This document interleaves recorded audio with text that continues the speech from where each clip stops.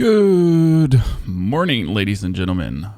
One question that has been asked recently a lot with the Season 5 update, with the summer games coming, with the new fin being released and the weapon balances. What are the top 5 loadouts? What are the best weapons to play? What is the broken shit on the market right now to play and enjoy? The answer is actually pretty simple. We can wrap this video up in 30 seconds. There is nothing crazy broken out there so far. All guns are fairly balanced for what they do. All ARs, LMGs, and so on are fine. There's still the one or the other, obviously, that still shines in certain distances more than others. And it also comes down to personal playstyle. And yes, again, I'll repeat it because I'm so annoyed by other YouTubers. The fin is not the new Bruin. The fin is not broken. The fin has a cool high fire rate barrel, but it is a fair and balanced gun. In this video, we'll be going down to what are the close range guns to play, what are the long range guns to play, and how to pair them. Let's start with the close range gun. Nothing has really changed over there, and that's kind of sad. What we're going to play is still the MP5. The MP5 is the one best gun, hasn't changed at all, most versatile, most mobile. You're going to play it with the monolithic integral suppressor, 5mm laser, Merc foregrip, even though the Merc foregrip get a tiny bit nerfed, but the hip fire is still too good. We go for collapsible stock, even though I'll say that right now, in the professional Call of Duty League, the collapsible stock has been changed for the normal multiplayer. A lot of people are playing classic stock, and for example, putting on sleight of hand or stipple grip tape. So if you don't want to have collapsible, that's fine. But that was pretty much changed from multiplayer. That would be our MP5 for close quarter combat. That would be one of the current best close range guns. And yes, I said everything is fairly balanced apart from in the short range. In the short range, there are two guns that are predominantly being played, and that is really the MP7 and on top of that, the Origin. And when we're talking about the Origin, we obviously want to choke it hard to have a better damage range and tighter spread.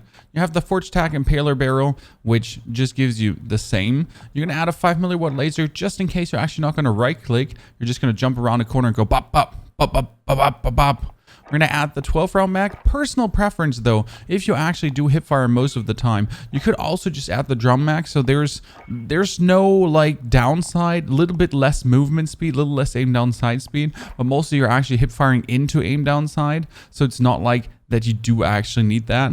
And on top of that, just the no stock for even more movement, for even tighter hip fire spread, for just obliterating your opponents. Surprisingly, there is also another shotgun on the market due to one single thing: Dragon's Breath rounds. 12 gauge incendiary ammunition engulfs targets in a wall of fire and sparks 3000 Fahrenheit magnesium shards torch enemies, dealing heavy damage over time while ignited. Currently, with the Dragon's Breath rounds, you just bub to bub an opponent in the Warzone if you're close up in close range. So just like the Origin, the gun is really fun. The problem is, and that's what I don't like over the Origin, it goes bop bop.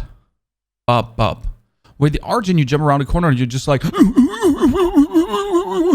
and you just pump out 12 bullets like that and mow down 4 people if you have to. With this, you're a bit more single targeted. You go like bop, one down, bop, next down.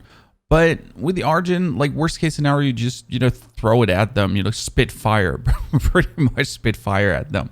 So you go for choke, you have the Forge Tac Sentry for the damage range and tighter pellet spread, 5mm again, Merc, and the Dragon's Breath rounds, as you see, actually reduce the damage range. And that's obviously why we also have to increase the damage range again with the barrel and the choke. We have the 5mm laser plus the Merc for the hip fire again. It's viable. I wouldn't say it's absolutely insane, but it's viable, it's fun, and we'll definitely give it a roll in the Warzone.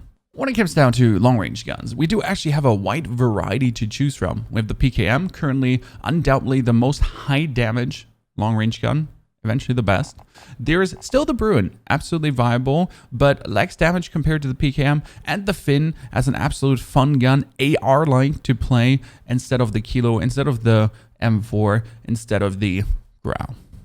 We're going to start with the PKM here, one of my all-time favorites. We do love it. We do love to see it. It's going to get still monolithic suppressor, 26.9-inch barrel for the damage range, bullet velocity, recoil control. We're going to put no tac laser on anymore because there's a twist in the build. We have the VLK optic for recoil compensation. We have the snatch grip for recoil and aim down side speed. But on top of that, we actually do play a rubberized grip tape. And the reason for that being is even without the laser, the ADS speed is still better than the other LMGs, apart from the fin, because the fin is insane. But the rubberized grip tape gives only 4% recoil compensation on the vert recoil. But as we do know,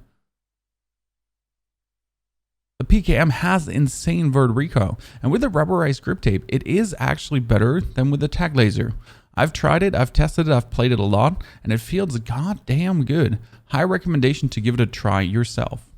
Then we're going over to the fin. There are multiple builds for the fin, long range, short range, mid range. You can check that out in the fin video where we handle completely the fin. We're going to go for the long range build here with a monolithic suppressor. I still prefer the long shot adverse barrel over the long shot advantage barrel because, again, if you use the long shot advantage barrel, you're pretty much just building a Bruin or a PKM, and the Bruin or PKM both deal more damage easily than the fin will in any way. So the adverse barrel is a must. You slap on the VLK optic. We're going to be playing the commando foregrip, and then last but not least the tac laser for the bonus ADS speed. If you really think the ADS speed is already fine, you could definitely think about putting on a Citadel stock for the aiming stability to kind of make it more stable. I do think aiming stability is absolutely useless because it's usually just the idle sway of the gun, but some people swear on it, and even though the facts speak against it, they feel like it's absolutely amazing. Those were two LMGs, but let's not forget about the ARs because I do know there are these AR users out there. I would definitely go for my monolithic suppressor, Prowler barrel, VLK optic, underbarrel, commando foregrip, and 60 round mag on the Kilo. The Kilo is absolutely great mobility gun. I, again, don't like it on PC. I'll say it. There's a whole video about the Kilo explained, where it's pretty much about the recoil about the Kilo, what's wrong with it, what's good with it, why is it a pea shooter not doing the damage it should, why it's more insane on console than on PC. But all in all, it's a versatile gun that's really there to be enjoyed. And the good thing about all these guns I've just shown you is you can pair Origin with Kilo, with Fin, with PKM. You can pair MP5 with Origin, PKM, and Kilo. You can pair the Dragon's Breath shotgun, each of the three too. So these top 5 loadouts are absolutely interchangeable and doing really good together. The most important part though, when using these loadouts, is you need, at the third perk, Empt. Empt is absolutely out of question. If you use a PKM, if you use a Fin, if you use the Kilo, okay, so when you use the Kilo, you could actually decide to go for something else. But I'm saying here, if you have a shotgun build, Empt is even more important because you're literally going to use your guns on any distance but inside buildings. So let's say you step outside of a building, even if it's just on the other side of the building's corner, you're going to whip out your VLK gun to beam that guy. You go in the building, boom, Empt, swap back again to your actual weapon really fast, shotgun inside a building, melt people. You step out. You see where the twist there is. You definitely will have to need Empt to swap your guns really fast. EOD is a personal preference because of those nasty C4s around. You could take double time if you feel too slow with certain loadouts. Cold-blooded I don't feel like is needed at all because no one is really playing, apart in really low SBMM, skill-based matchmaking, thermal optics. Therefore, my high recommendation here is EOD. I hope you enjoyed our video here. Thanks for tuning in. Thanks for watching, subscribing, and putting us over 50,000 subscribers again. YouTube has been absolutely cracking. I'm super excited for September to see where we're heading and how far we can even grow more. These are the weapons that you can definitely safely play in Season 5, but yes, also the Growl, the AMX, the AN, the RAM, all of these have builds that fit in the meta, the AK-47, the M13, the Odin, the M4. All of these can be played currently. When it comes down to the SMGs, I wish I could tell you they are worth it, but realistically they're not. The Fennec, yes, in duos probably. The ISO also in duos, but both of them, like the Fennec okay, but the ISO kind of lacking some time to kill. Especially if you face an Origin, you'll just get outgunned. The MP5 even gets outgunned by Origin users, but also Origin users have to be in the right range, so the MP5 has a chance. Also, yes, there are more builds with marksman and sniper rifles that we're going to handle in the next video, where I'll tell you which guns to actually pair currently with sniper rifles. And yes, we've been running a right take AMR experiments for some really insane videos for you to enjoy and laugh about. Thanks for being here. Thanks for watching my YouTube, enjoying, hopefully having a cracker time. I hope to see you soon in the Warzone again. Don't forget to subscribe. Tune in to the live stream too from 8 a.m. to 6 p.m. Monday to Friday plus Sunday CET German times. Have a wonderful good day. I'm out.